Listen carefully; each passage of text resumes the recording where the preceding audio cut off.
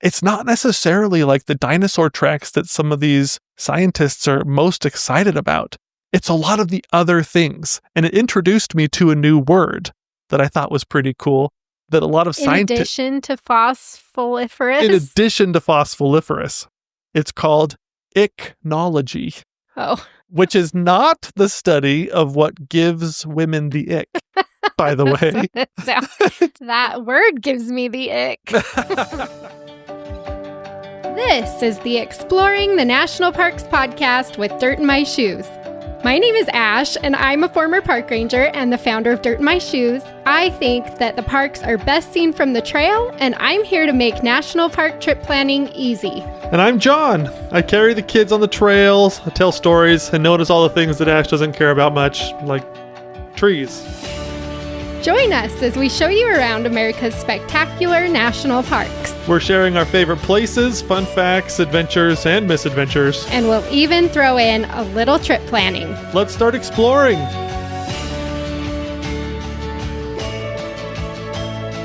I'm wondering how nerdy this episode is going to be. I think, John, you probably are going to hold yourself back, but we just finished watching episodes 4, 5, and 6 of Star Wars. The original trilogy. I think it's been 20 years since I've seen it. Mm-hmm. I couldn't remember what happened. Like, I had no idea how it ended. Which is not abnormal. That's not like that's something that doesn't happen. It happens pretty frequently. But yes, it was like Ash got to watch the original trilogy of Star Wars for the first time again. It really did feel like that. My son kept leaning over like, what's going on? Or what's happening? Or who's that? And I'm like, I don't know. Be quiet. I'm trying to figure this out. I love that, like, one really important moment of the movie when the Emperor is talking to Luke and Darth Vader. My youngest son, like, taps Ash on the shoulder. Look what happens when I bite one side of my red vine and blow into it. Yeah, I'm like, shh, quiet. I don't remember what happened. Oh my gosh. So anyway, that's been super fun. John, I think, since we just finished last night, you probably haven't integrated Star Wars too much into this episode yet, but it's coming, I think, for future episodes now that his brain is refreshed. Oh my gosh. You can expect some additional Star Wars concepts. And it's a trap. Yeah. All of these, there's so many little things that I noticed that I just can't wait to put into things. You know what, though? What's super cool is I haven't seen Star Wars since we started going to Death Valley almost every winter. And so especially in episode 4, at the beginning of episode 4, I'm like, hey, I know where that is. Like, I've been there. I've hiked there. I've seen that. Mm-hmm. I immediately recognized it. It's very recognizable. Yeah, exactly. So that was pretty cool. I was like, oh my gosh. R2-D2 gets shocked by all the Jawas and stuff like that. And also when they're walking on the sand dunes. Yeah, the sand dunes. I was like, it's obvious. If you've been to Death Valley as much as we have, I guess, it's obvious that it's Death Valley and you can tell kind of where they're at. And that was really fun. It was a pretty funny dilemma between like ruining the magic of the movie or like pointing out to our children where they've been. Yeah. I don't want to necessarily interrupt the magic of Star Wars, but listen, kid, you've been right there. It's like we play on the Mesquite sand dunes all the time at Death Valley. Mm-hmm. And I was like, hey, you've rolled down that dune. The kids are like, Mom, be quiet. You've been into Golden Canyon. Yeah. There's so many great things. It was really cool. So anyway, just expect a little more Star Wars sprinkled throughout episodes as we go forward, probably. But and we watched all of these movies in theater too. Yeah. Like the local theater was having them, and so the kids got to see them on the big screen. But yes, I did prepare this episode before a lot of the Star Wars stuff happened. And so it's coming, but it might not be so much in this episode. Right. Well, today we're talking about Capitol Reef. So we're not talking about Death Valley. Can I just tell you, I'm so excited to talk about this park, though. I can't wait because, as I said in the Exploring episode, Capitol Reef is my favorite Utah park. Mm-hmm. I love this park. It is so cool. And there's so much about it that most people don't know. Right. And so I'm really, really excited to jump into the fun facts, especially because I think we might be able to convince you the Capitol Reef should not be the afterthought park in Utah. Oh, your thought just now totally rings true. We're going to get to that in this Although episode. I've always been saying that. Yeah, that's I've always true. been like, why don't people like Capitol Reef more? It's the best one. I know. It's so good. But what's amazing is it has taken us 3 years to finally get to Ash's favorite fun facts episode, hopefully. I know. Like I said, I love Capitol Reef. We would have gotten to it sooner, but it's like people never ask me about Capitol Reef. Mm-hmm. I'm like, people just don't go there. Exactly. Or if they do, it's just like for a couple hours on their way to or from somewhere else. Exactly. And so that's why it's taken a while, because it's like, you know what? We're just going to talk about this. I'm going to throw this into the schedule because I want to. I know. It's so true. But I think and we covered this in the exploring episode, but I think one of our favorite aspects of Capitol Reef is that it has bits and pieces of every other Utah National Park within its boundaries. Yeah. Like, it has the river and the sheer cliffs of Zion. It has the sandstone arches of arches. It has the high adventure and the adrenaline of Canyonlands. And it has the incredible sandstone spires and monoliths rising out of the ground like Bryce Canyon. Capitol Reef National Park is Utah's Mighty Five and more, like, condensed into one national park. I know. You really can't. I know. That's why I love it. You really can't believe it, too, that all the things that you can see here. And it's funny, like you mentioned just a second ago, like, people just don't come here. I was actually looking into the visitation statistics of the Utah National Parks. And we've talked about this before. You barely just mentioned it, but Utah really has like 2 pairs of national parks, and then Capitol Reef is like the third wheel to any pairing. Yeah. Capitol Reef is kind of like the funny friend of the girl in any Hallmark movie. Capitol Reef is always like the one that's like, how are you even surviving in that generic rural American town? You know, can you even get a latte? I was going to say, there's not even a Starbucks? And then she shows up halfway through the movie and whisks the main character away with a bottle of wine, and then they tell each other everything. That's Capitol Reef. Never the main destination, but happy to be included in the story, right? But I was looking at the visitation numbers of the 5 Utah parks, and we are always aghast because we love all the parks equally, like we love our children. But in rankings, Zion is by far the most popular, then Bryce, then Arches, Capitol Reef, and then Canyonlands.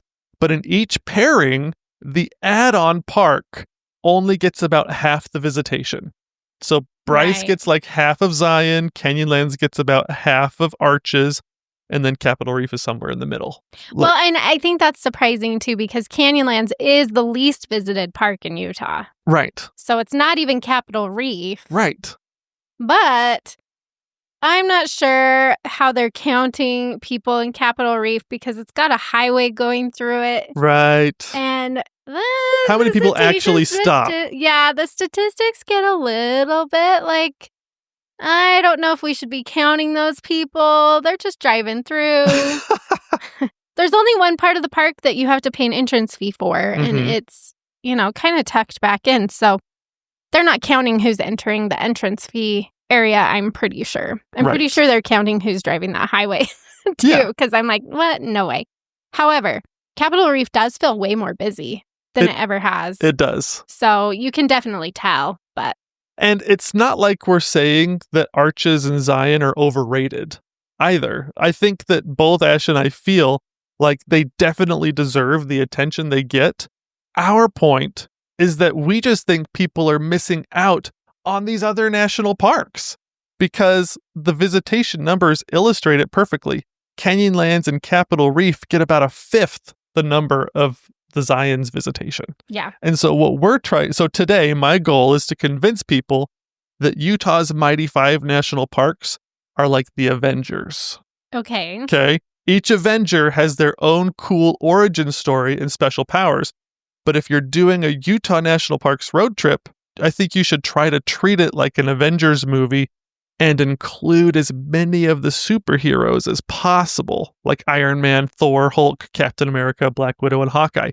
Each superhero adds something special to the team, and I promise you that each national park adds something unique to your road trip.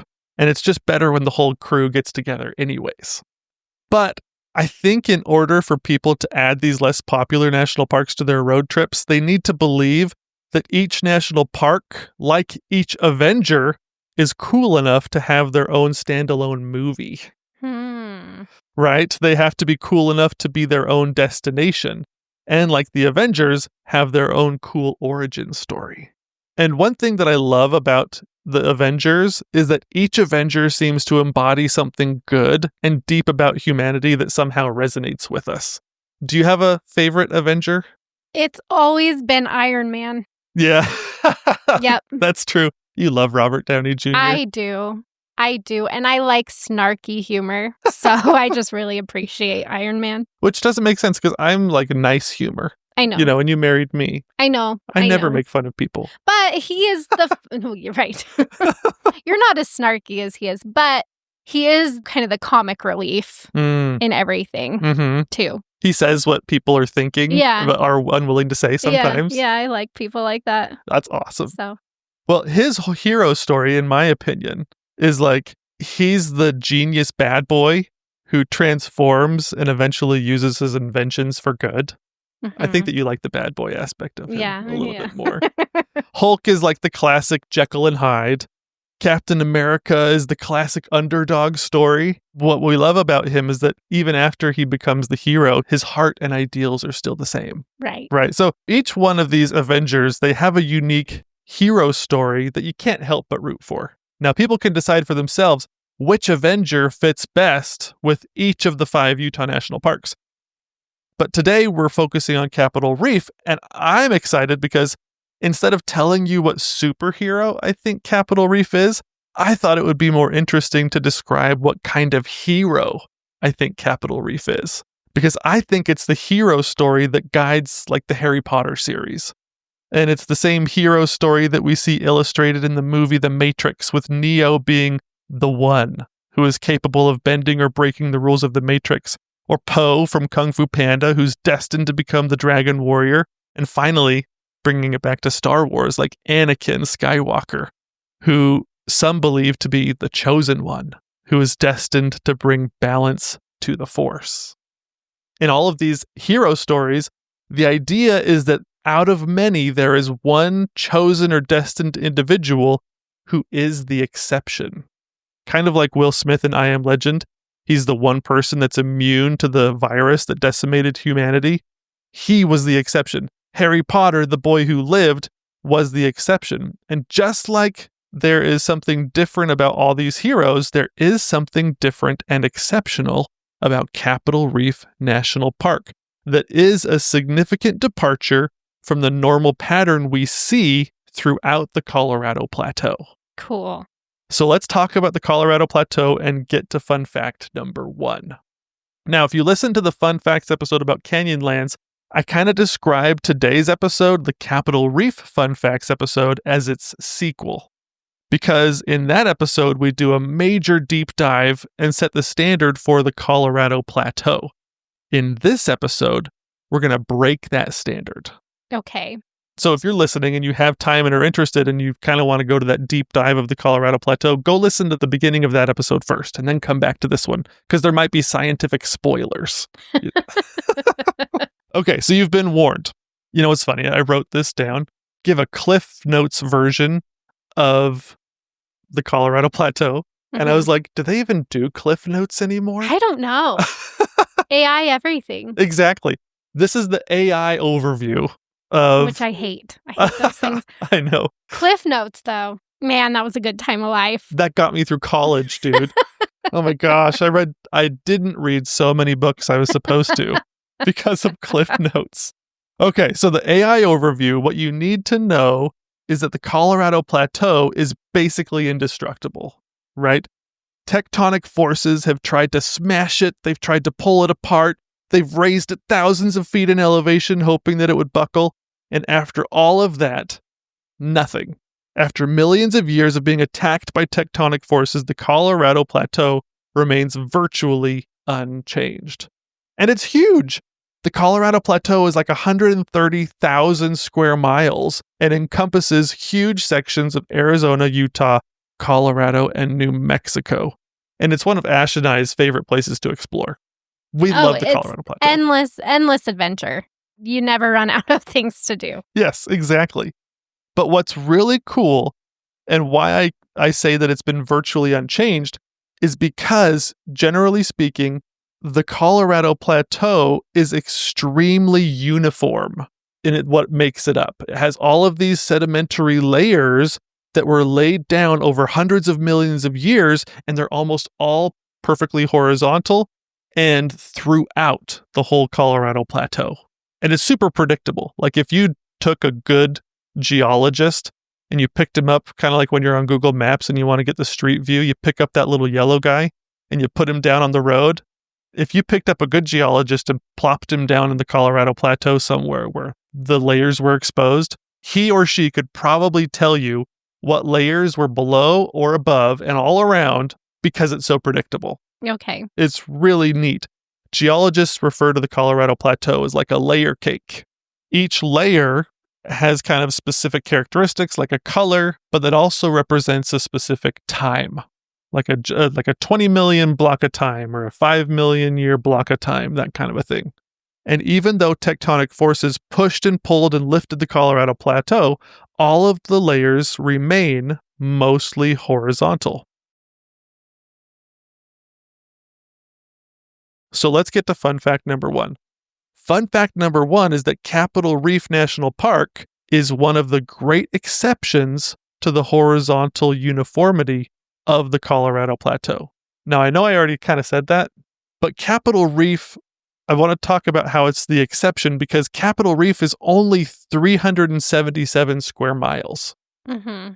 Out of 130,000 square miles, that is only 0.3% of the Colorado Plateau. If someone was 1 out of 10, 1 out of 5, sometimes that's an exception to me. Not even 0.5%, and that's one of the biggest exceptions to the Colorado Plateau, just illustrates how uniform the Colorado Plateau is. Yeah, that's crazy. Yes. But what makes it so different? What makes it the exception? In all other national parks like Zion, Grand Canyon, Canyonlands, the layers of the earth stay where they are, and then a river comes through and slices out the canyon. So that when we go and visit and we look at the beautiful cliffs and things, we're basically looking at a side profile of the Colorado Plateau layer cake, right? What's different about Capitol Reef here is the directionality. At Capitol Reef, the horizontal becomes the vertical and the vertical becomes the horizontal. To kind of explain it differently, imagine the Grand Canyon in your mind. Now flip it on its side, and that's Capitol Reef. Mm-hmm. And it looks like it too. Right? Yeah. And it's not just like if you're looking at rocks or you're a geologist and you're really interested in that you'll be like, this is weird. Mm-hmm. It's like an everyday normal person can be in that park and looking at stuff and being like, I feel like I need to tilt my head. That doesn't look right. Yeah. Yeah, I mean, it's noticeable if you go to the right parts of Capitol Reef. Right. You will just kind of be like, that seems weird. Right.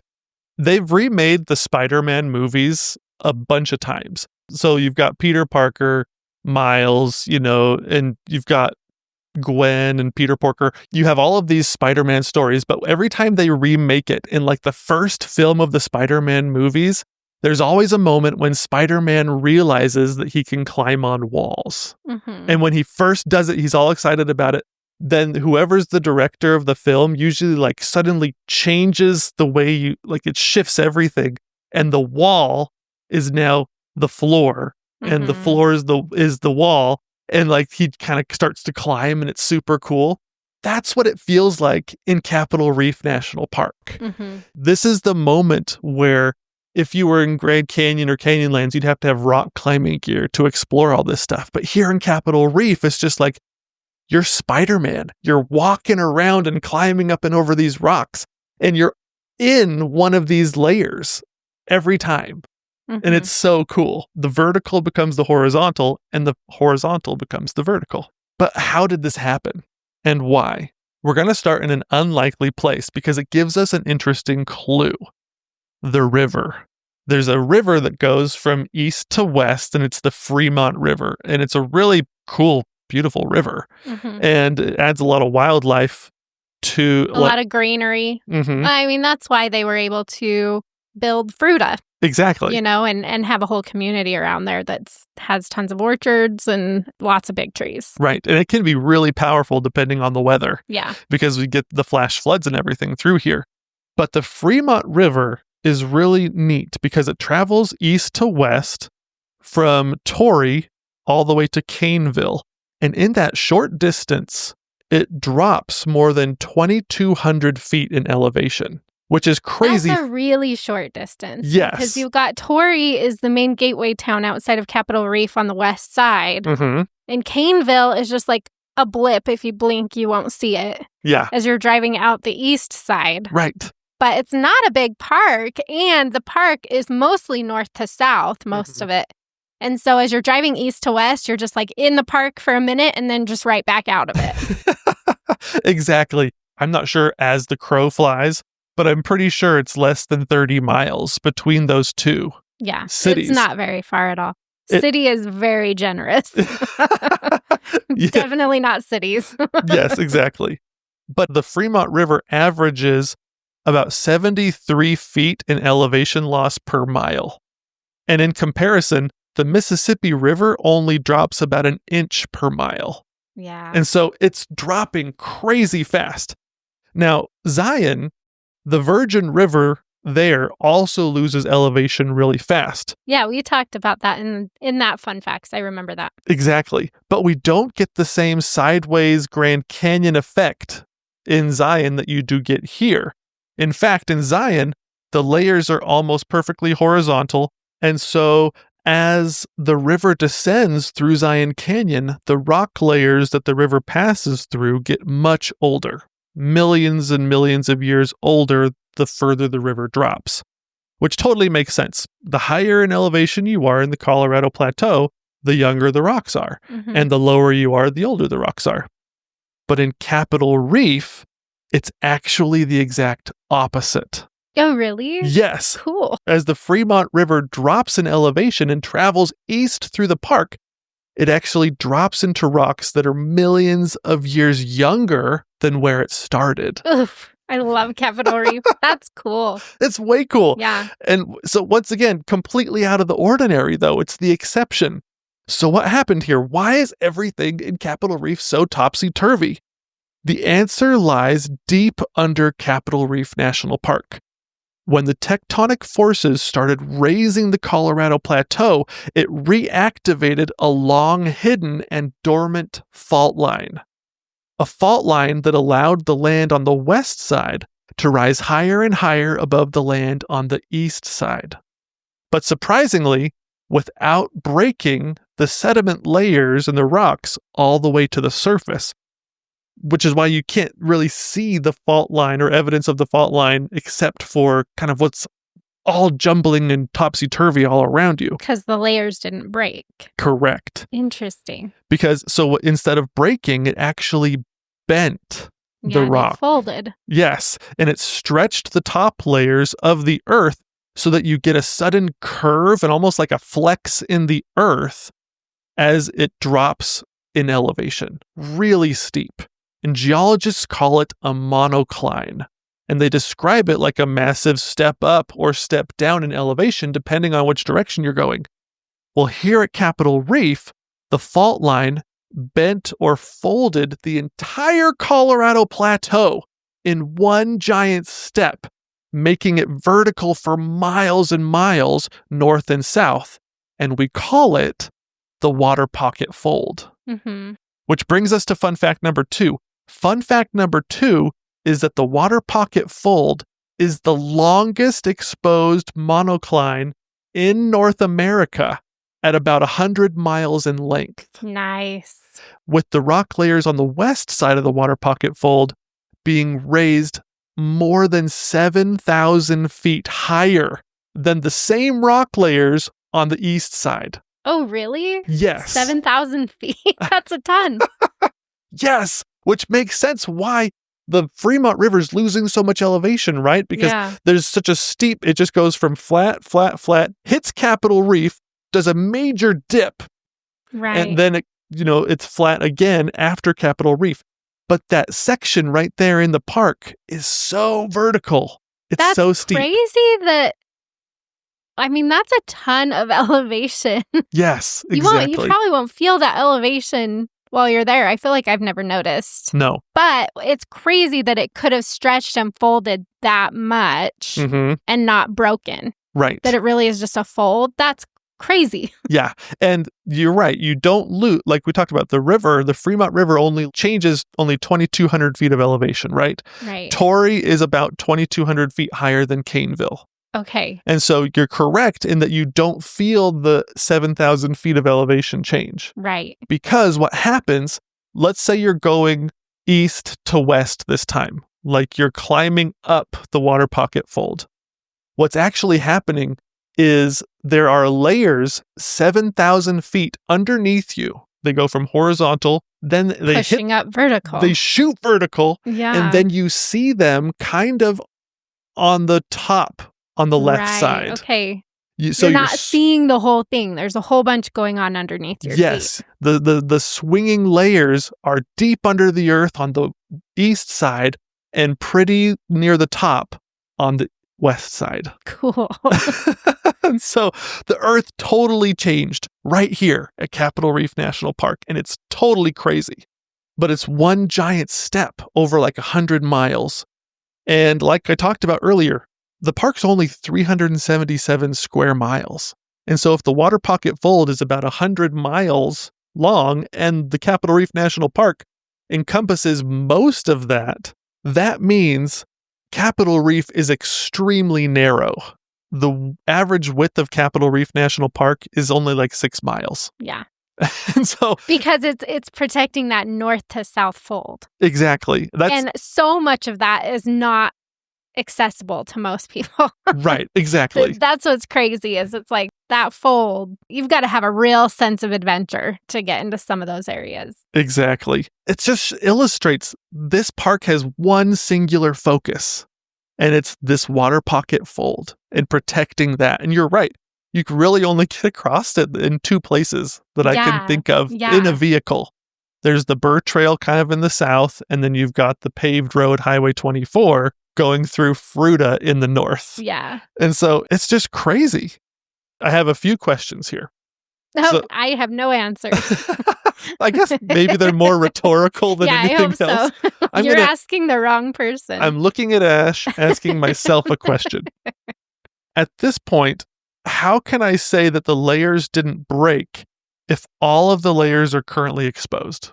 And if you've been there and you look at Capitol Reef, or if you look at it from the top at Google Maps, all the layers are just all broken up and everything. And so if they didn't break and they did in fact just bend and stretch as the west side was raised up, we shouldn't be able to even see a lot of these layers, because if it's just stretched and it was all one continuous layer, we should just see the top and then it should go down and it'd be like a sagebrush prairie, kind of a thing is what it should normally look like if what I was saying was actually true, right? If nothing broke and it only bent and stretched. Okay.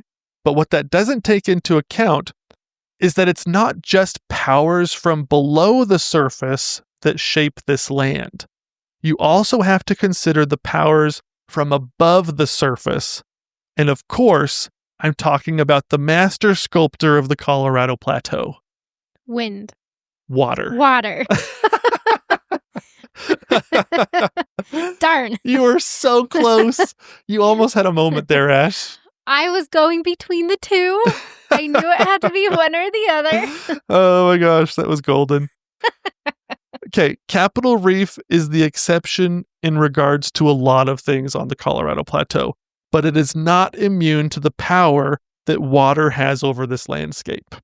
It really is the master sculptor. I mean that in all seriousness. In the Colorado Plateau, it carves out canyons, bridges and arches.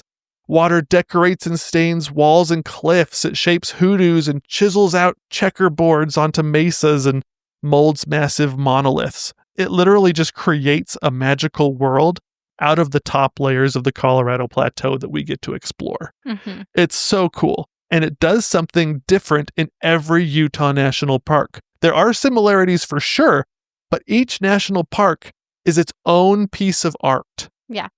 And here at Capitol Reef, water has exposed every layer.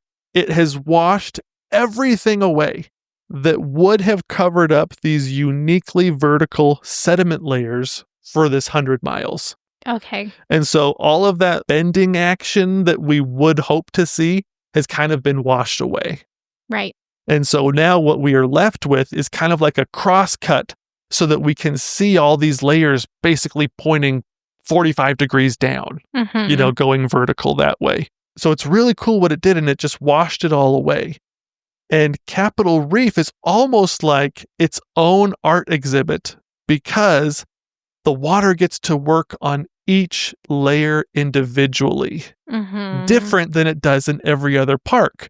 Because if water, falls down and it starts to work that way with gravity, this time the layers are vertical. And so it gets to work on one layer from top through the layer itself instead of going through multiple layers. Oh, interesting. And so some layers are stronger and they make great cliffs. Some layers make great domes. Some make great clay. And some make water pockets. Mm-hmm.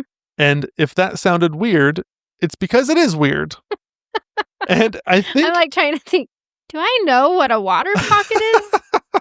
Exactly. And I think it's at this point that we ought to acknowledge that everything in Capitol Reef is named in a confusing way. Okay.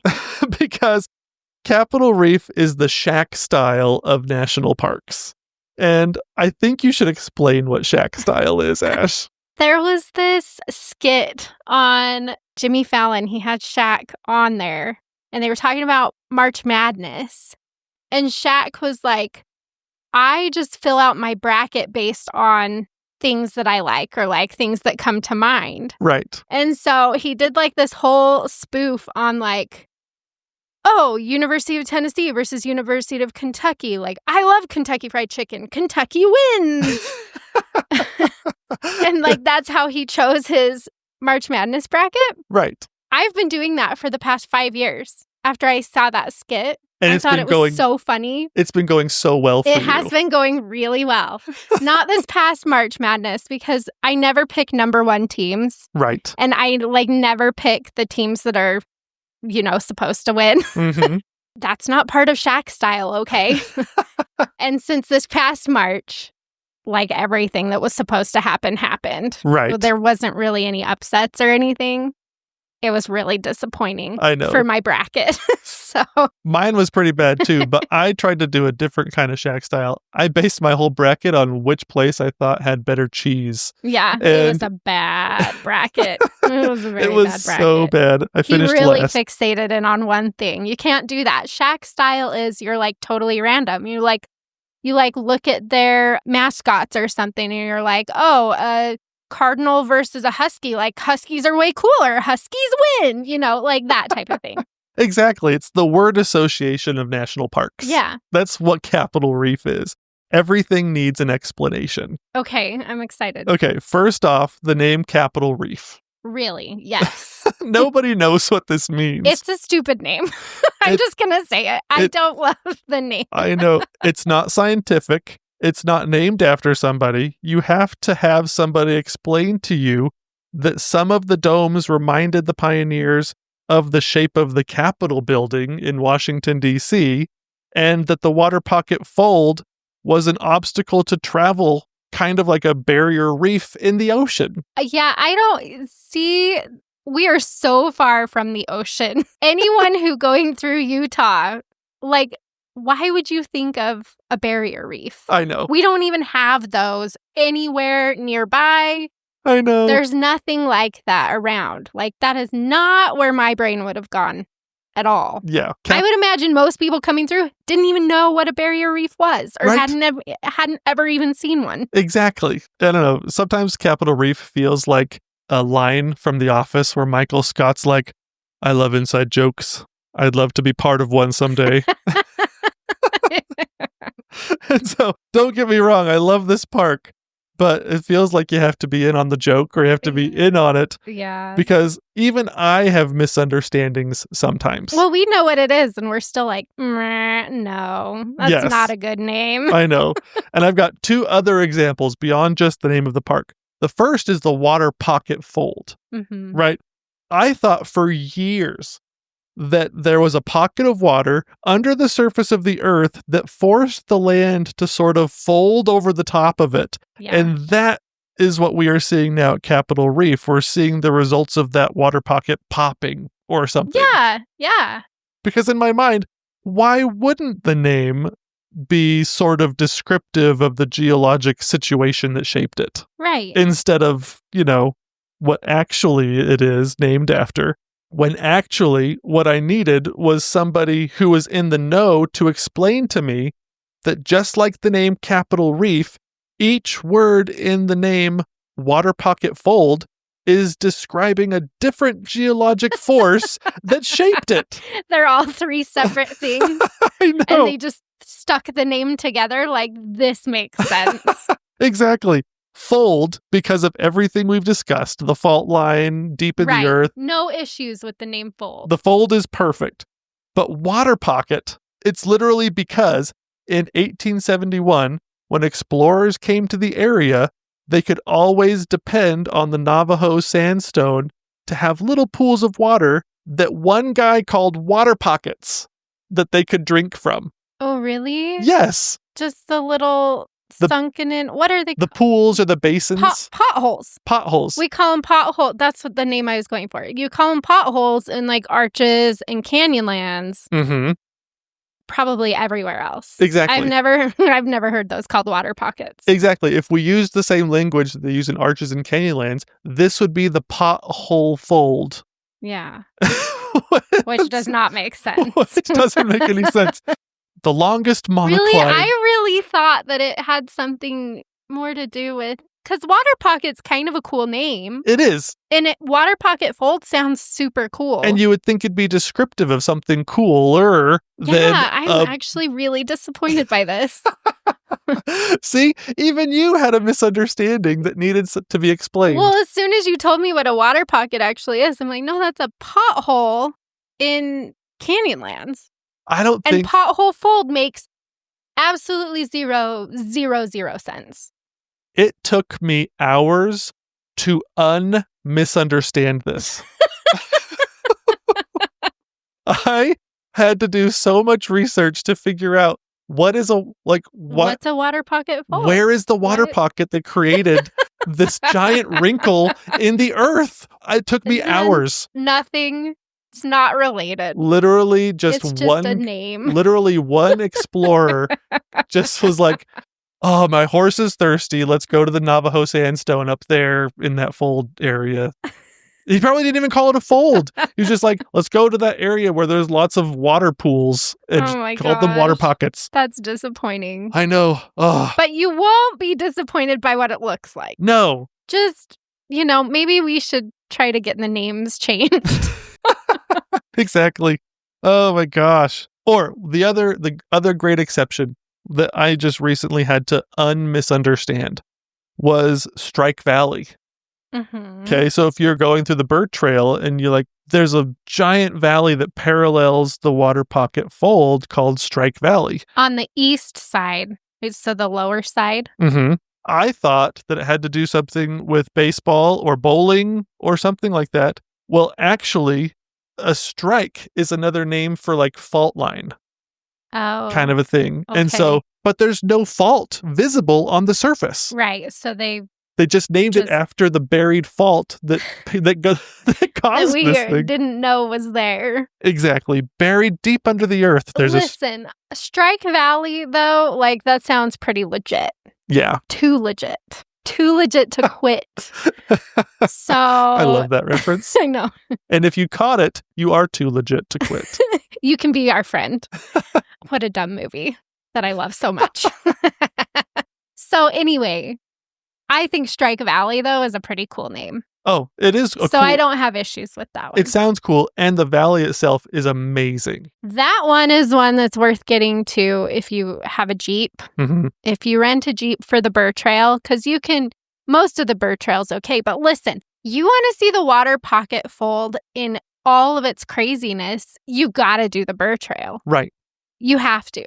And that's the part of Capitol Reef that you can drive as you're going down. I mean, you're literally driving down the Waterpocket Fold in switchbacks. But the whole time, your brain just cannot compute. Right. Everything is so twisted and weird and strange looking. And yeah, that's my favorite part of the Waterpocket Fold. Right. Is the Burr Trail going through there. So while you're there, which you'll want to be there if you can also go to like the Strike Valley Overlook and stuff like that. It's really cool. Well, I was going to say the Strike Valley Overlook, when you actually get to see Strike Valley from above and you just kind of see the Waterpocket Fold like a snake in the surface of the earth. Yeah, it's really cool. There's so many different parts of Capitol Reef. Like you said, that like the water has individually done different things in each place.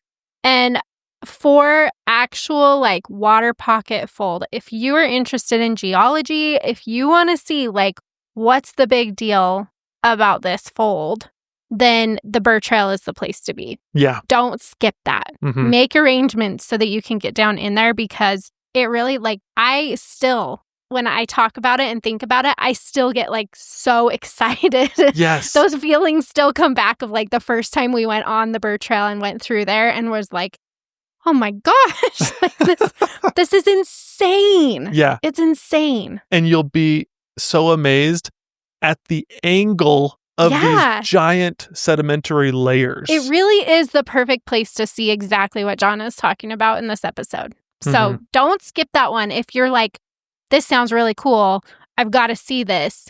The Burr Trail, as you cross into Capitol Reef, again, you're only in Capitol Reef National Park for a very short amount of time. When you're driving the Burr Trail, you like pop into the park, go down the cool switchbacks, see all the cool layers, and then get down, and then you're out of the park again. Right. It's crazy, but totally worth it. One of the best spots in the park, especially to see just the chaos that John has been talking about. So those are my gripes. Okay. They're valid. Very valid gripes. The naming of the park is so interesting. And I think that it's one of the main reasons people don't visit this park is because they have no idea what it is. Yeah. And you've got Arches, which tells you what it is. Canyonlands tells you what it is. Zion, you're kind of like, meh, cool name. You know, the Matrix or whatever. Right. Or if you're biblical, that means something different. You know, and Bryce Canyon, I guess, isn't as descriptive. But there, I mean, really, Capitol Reef, you're like, what are we going to see? No idea. What is this place? But hopefully now, everyone who's listening, I hope you all feel included. You are now in on the joke. You're in on what we're talking about here. But just like how we've talked about Capitol Reef being a grand exception, there is one thing in this park that is perfectly named. Okay. And it's descriptive, it's inspiring, it's artistically accurate. I'm talking, of course, about Cathedral Valley. Yes. Okay.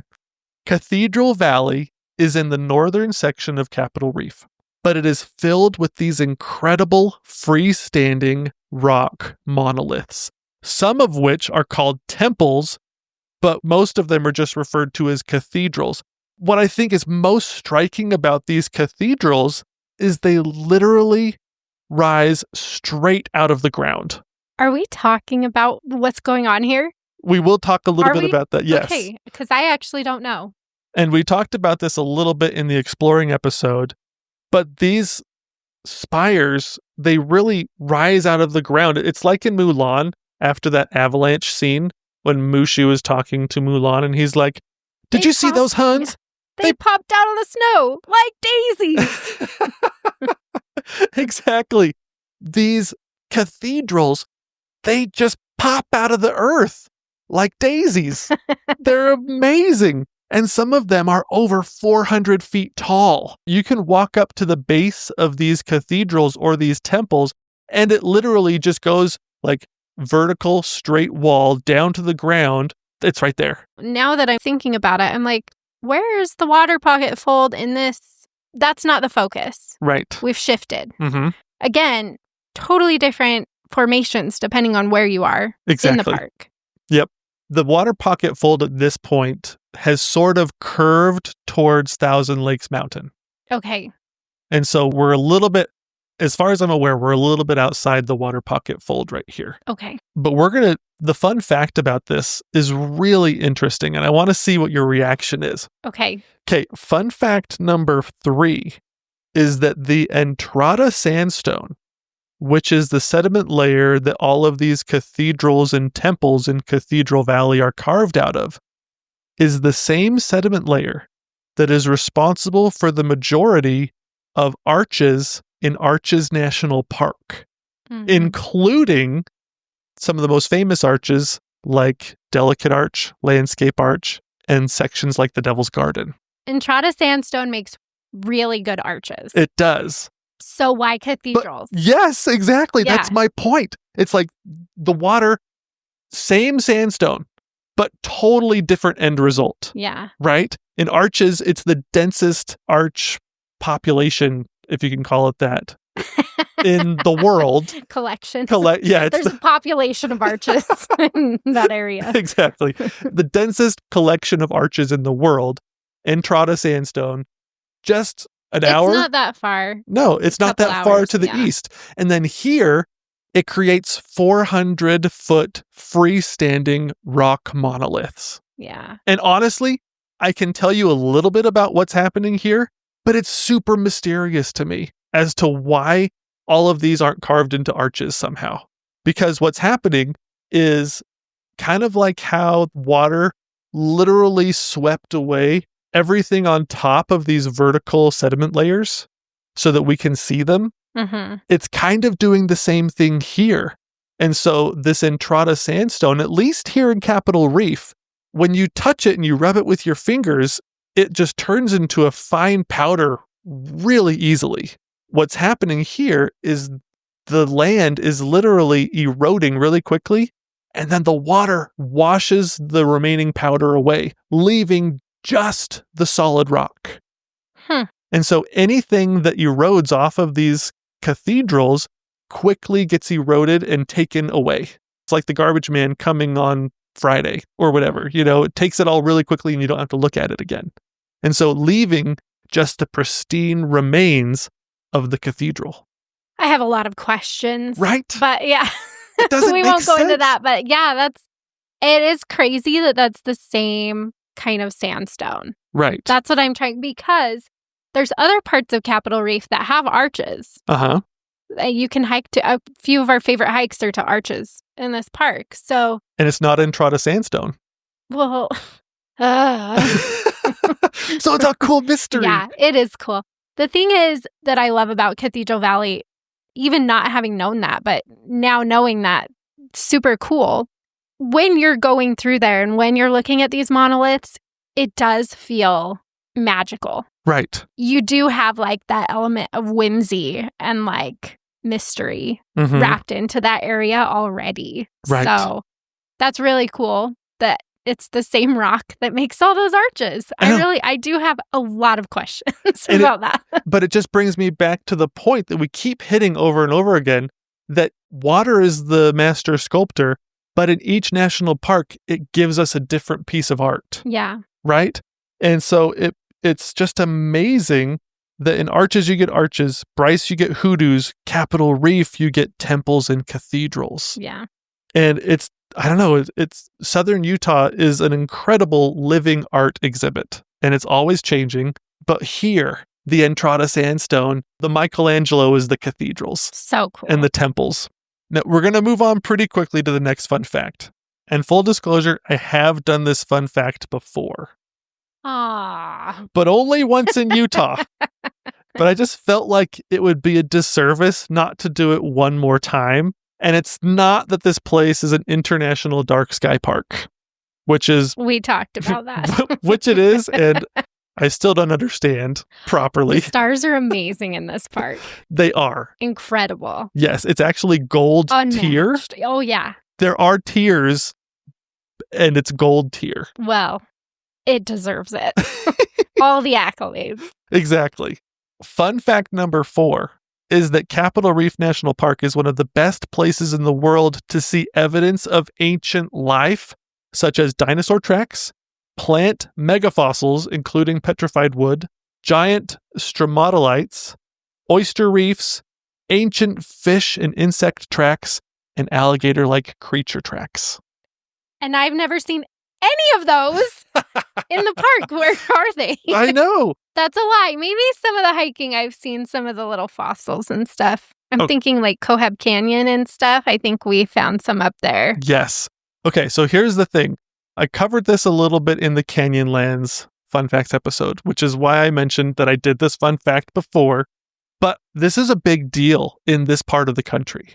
And it's one of the most unique aspects of southern Utah in that, like, paleontology-wise. Well, the sedimentary rock that you find on the Colorado Plateau is so good for fossils. So good.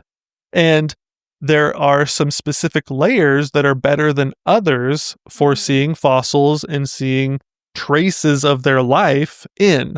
And Capitol Reef, because we get such a long glimpse, there's so much of it that's exposed and like easily accessible to people and geologists and scientists and things. There's a lot that you can easily find. Right, because if the land has been uplifted in a weird way, then you're seeing layers that you might not otherwise see. Exactly. In other places. Okay, so around the Fruta area, you're going to be looking for the Moenkopi layer and the Chinle layer.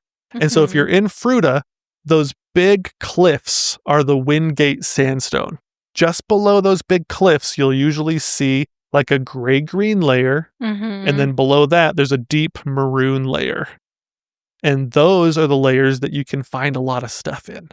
And they're really cool. There's other layers throughout the park that you can find things in as well. But those are some of the most, one of my favorite words, phospholiferous. Ooh, nice. Yes. And so it's really cool. But because... I'm thinking of like, I wonder if you do like the Fremont River Trail, because that one starts at the river, but it goes up, and I remember it going through some of that gray-green as you're working your way up the cliffs from the river.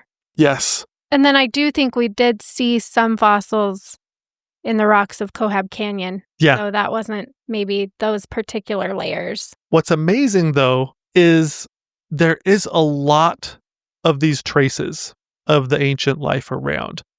The Utah Geological Survey recently finished like what's the word? Survey? Yeah, I guess so. A re-survey. They did a re-survey.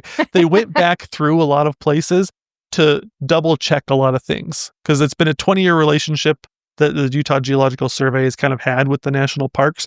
And so they kind of went back through and they checked a lot of things, and they found a lot of other locations where you can find cool stuff.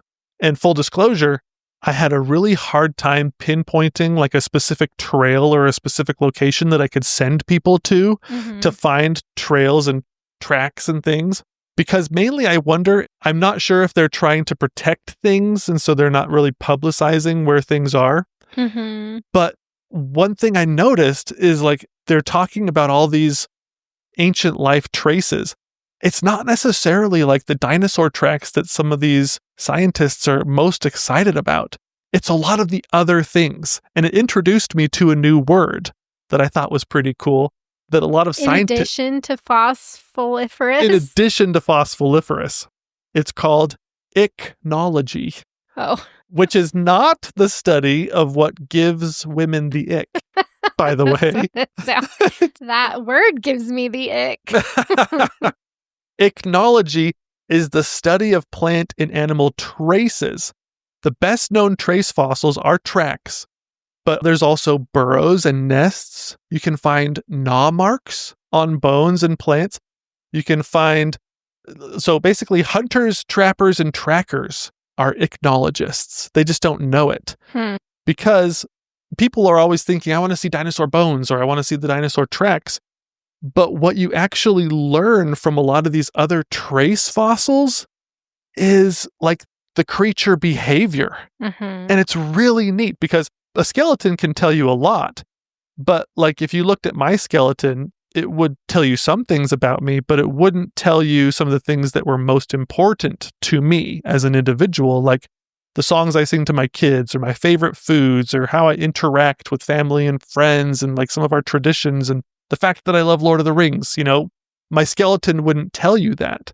The traces of my life are what make me relatable as another living, breathing thing. Bones don't necessarily do that. It's the story that the bones and the tracks tell that we're interested in. And the so things that they were eating and the way that they were living in communities and stuff like that. Even things as simple as like how a creature walked. When you look at their tracks, some of the cool things they've found here and in Glen Canyon just to the south are actually fish fin traces. Mm-hmm. So like a fin touched the mud as it was swimming, and so you can see the way its body moved. Mm-hmm. And so things like that. Mannerisms, where they slept, kind of what these creatures, how they moved. Mm-hmm. I don't know, you can learn a lot from these traces that you can find in Capitol Reef National Park. And so my recommendation to anybody who visits this area is, as you're hiking around and as you're traveling around, I want to be like Rafiki from The Lion King as Simba's looking into the water. Look harder. When you're in these areas admiring the red rocks or whatever, look harder. A lot of them look like just little swish marks, and sometimes they have a pattern. Mm-hmm. Or you can even see like ancient centipede-like tracks, and they move around like in weird figure eights and stuff like that. And there's lines on the rocks. So I'm telling you, you might be surprised by what you see if you look harder. Cool. Nice. So now we get to fun fact number 5. But before we actually do this fun fact, I have to tell you that one of my favorite Christmas movies and one of our favorite Christmas movies as a family is A Garfield Christmas from 1987. Okay? It's a family classic. It is. And at the end of the movie, Garfield has this classic line. All right, you guys, just permit me one sentimental moment here, will you? I have something to say. Christmas, it's not the giving, it's not the getting, it's the loving. There, I said it. Now get out of here.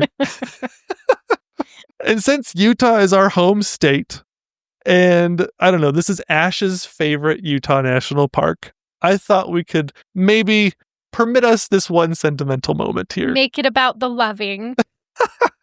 Exactly. We've talked about how parks people usually have a home park. Well, this park in particular feels like home to us. And it is, in fact, home to a lot of people. Fun fact number 5 is that in 1969, Dewey and Nell Gifford, the last residents of Fruita, moved to Torrey. And so, man, oh man, people lived. Yeah. This was an actual home until like 1969. It hasn't even been 60 years since people lived in this park. And if you go and you visit Capitol Reef, it has aspects of home living in it. We've talked about the pies. It does. It's like it's a totally different vibe than other places. I like, if you're from Utah, you're not used to seeing a lot of trees. Mm-hmm. You're not used to seeing, like, I don't know what it is about, like, especially the Fruita area in general. Mm-hmm. It's just, it feels different than the other Utah parks. Right. When you get in there and it's like you're surrounded by orchards and you've got the river right there and just giant cliffs, but then there's still like that just really cool historic feel of the barn and the Gifford house, as you mentioned, and stuff like that. I don't know. It feels comfy. It does. For parks people, that are looking for a home park, this park can easily feel like home. And like the fun fact said, this place literally was people's home. Well, and you can imagine yourself living there. Right. I think because it was so recent and because people have lived there for so long and really put a lot of care into this oasis in the desert. Right. Basically, you can still feel that. And it's not hard to imagine living somewhere like that. Right. And just like we were talking about the dinosaur tracks. You can find traces of people's lives all around this park. The pioneers left us their cabins and a schoolhouse and their names on the walls. Native Americans who have used this area for over thousands of years, they left their marks as well. They left us baskets and keepsakes and that were part of their lives, including beautiful petroglyphs that decorate the cliffs as we explore. I think my favorite name for Capitol Reef comes from the Navajo people. I was going to say, when we were talking about the name, I was like, I think this would be a good one to go back to what some of the natives called it. Yes. And I have no idea what that is, so I'm glad you're going to tell us. But that thought did cross my mind while we were talking about that. I was like, we really should get rid of the name Capitol Reef and give it back to the natives. This would be a really good park to do that in. Yeah. The Navajo people call it the land of the sleeping rainbow, which I think is super cool. You don't have the actual name. Is it really hard to say? Oh, I have no idea. Probably really hard to say. To all Yatahe, to all of my Navajo friends, that's how you say hello. But yes, I don't know how to actually say that is pretty, though. Land of the Sleeping Rainbow. Yeah. But that's a name for sure that comes from a people who felt like this place was a home. If you don't have a national park that feels like home, I thought that for part of this fun fact, we could invite people to come on in and have a pie and make Capitol Reef your home park. Now get out of here. It really is cool. It does have a different feel because you can see traces of people. Mm-hmm.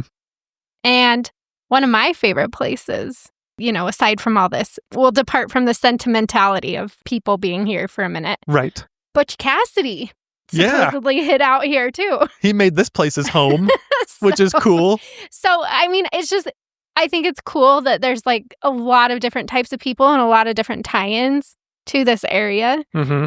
A lot of different important places for different people. It's cool. It's the center of Utah, basically. A lot of people have connections to it, and I think it's cool. So please, if you're homeless in terms of parks people having a home park, come and make this one your home park. It's pretty cool.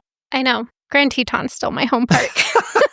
I know. But in Utah, for sure, Capitol Reef. And we do, honestly, we love living in Utah because we can be so close to these places and really dig in deep. And I think that's, when you're trying to find connection with these parks and stuff, being able to go a little bit deeper below the surface to understand the importance of, what you're actually seeing and what's protected in this park and who lived there, who came before you. That's what really makes it special. And so I appreciate this episode just because I'm like, not only did I learn some new things, but it's like, yeah, you should appreciate this park. Everybody should appreciate this park. And you can appreciate any park when you go deeper. I think that's the moral of the story is if you're just looking at the surface, you're not going to see what makes it special. Right. In a lot of cases. So anyway, that's what Capitol Reef feels to me. It's like you just give it some time. Don't try to breeze through it if you don't have to, because there's so many different ways to go deeper in this park. So we thought that for today's task, we wanted to just simply ask what your home park is. Yeah, tell us about it. Tell us what you love about it. Tell us what's special to you. Yes, exactly. It's so fun hearing people's different experiences from different parts of the country. Because people in Ohio have Cuyahoga, but sometimes even people that live out there are like, Yellowstone's my home park. So we'll have a post on the Dirt in My Shoes Facebook and Instagram pages where you can chime in and tell us about your home park. And if you're enjoying the Exploring the National Parks podcast, please leave us a 5-star review. We read through all of those. We love hearing from you. And we're just excited to talk about the national parks with you. So go leave us a review, and we hope that you're able to get some dirt in your shoes in Capitol Reef National Park.